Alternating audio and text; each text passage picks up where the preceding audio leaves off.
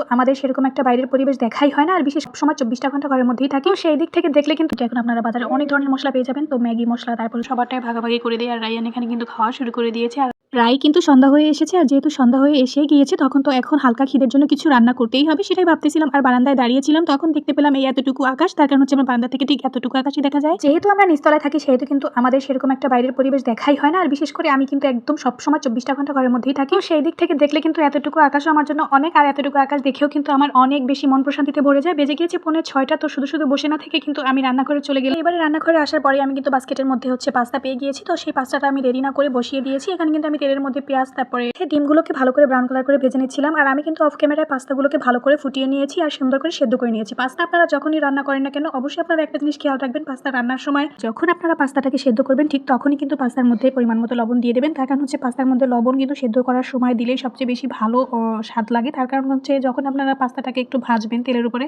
তখন কিন্তু পাস্তাটায় লবণ দিলে আমার মনে হয় যে লবণ সেরকমভাবে লাগে না। তো আমি কিন্তু যখনই পাস্তাটাকে সেদ্ধ করি তখনই কিন্তু আমি পরিমাণ মতো লবণ দিয়ে দিই, আর তারপরে কিন্তু আমার কাছে মনে হয় যে পাস্তার মধ্যে ভালো করে লবণ ঢুকেছে। তো এবার কিন্তু আমি সুন্দর করে টমেটোগুলোকে ভেজে নিচ্ছি। টমেটোগুলো আগে থেকেই আমি কুচি কুচি করে কেটে নিয়েছিলাম, আর এই টমেটোগুলোর মধ্যেও কিন্তু আমি লবণ আর হালকা মশলা দিয়ে দিয়েছি ছিটিয়ে। তারপরে কিন্তু আমি টমেটোটাকে ভাজতেছিলাম, আর এবার যখন দেখতেছিলাম যে টমেটোটা সুন্দর করে সেদ্ধ হয়ে এসেছে আর টমেটোটা কিন্তু একটু নরম নরম হয়ে গিয়েছে, আর তখন কিন্তু আমি এবারে কিন্তু পাস্তাগুলোকে নিয়ে নিব। আর পাস্তাগুলোকে সুন্দর করে হাত দিয়ে ঝুরঝুর করে নিয়েছি আগে থেকে। তারপরে পাস্তাগুলোকে দিয়ে দিয়েছি সেই টমেটো এবং হচ্ছে ডিমের মধ্যে, কড়াইয়ের মধ্যে ঢেলে দিয়েছি। ঢেলে দেওয়ার পরে দিয়ে দিচ্ছিলাম আসল মশলা, ম্যাজিক মশলা। তো ম্যাজিক মশলা বলতে হচ্ছে এখানে কিন্তু এখন আপনারা বাজারে অনেক ধরনের মশলা পেয়ে যাবেন। তো ম্যাগি মশলা তারপর হচ্ছে রাঁধুনি, তারপর আরও কত কিছু স্বাদমিশালি কত ধরনের মশলা যে ইদানিং বাজারে পাওয়া যাচ্ছে। তো আমি কিন্তু সেই স্বাদমিশালি মশলাটা ওইটা আমি হচ্ছে পেয়েছি আমার ঘরে, তার কারণ হচ্ছে রায়ানের বাবা ওইটাই নিয়ে আসছিল।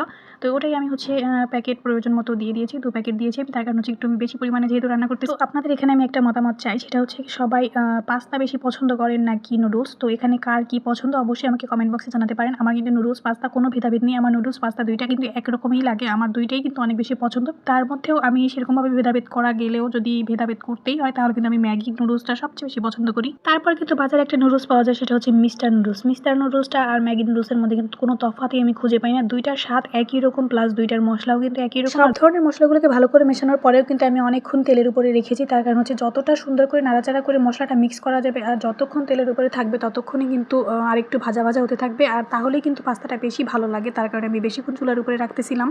পৃথিবীর প্রত্যেকটা মানুষের এই বহু রূপ, এগুলো দেখলে কিন্তু আসলে মাঝে মধ্যে হতবাক হয়ে যেতে হয়, কত ধরনের রূপ নিয়ে মানুষ আসলে চলাফেরা করে। আসলে এই কথা বলার কারণ হচ্ছে আমাদের আশেপাশে এরকম অনেক ধরনের মুখ আছে যেগুলো দেখে আপনারা অবাক হয়ে যাবেন যে আসলে এই মানুষটা কি এরকম। আর এবারে রান্না কিন্তু শেষ, রান্না হয়ে যাওয়ার পরে কিন্তু আমি এবার সবার জন্য আলাদা আলাদা করে ভাগ করব। তার কারণ হচ্ছে সবার জন্য আলাদা আলাদা করে ভাগ না করলে এক একজন এক একভাবে নিয়ে খেলে তাহলে কিন্তু একজনেরটাই কম পড়ে একজনেরটাই বেশি পড়ে, এরকম হয়। যার কারণে আমি কিন্তু সবারটাই ভাগাভাগি করে দিই। আর রায়ান এখানে কিন্তু খাওয়া শুরু করে দিয়েছে, আর রায়ানের আমি এই ছবিটা তুললাম। রায়ান অনেক সুন্দর করে খায়, যার কারণে আমি ছবিটা তুলতে বাধ্য হলাম।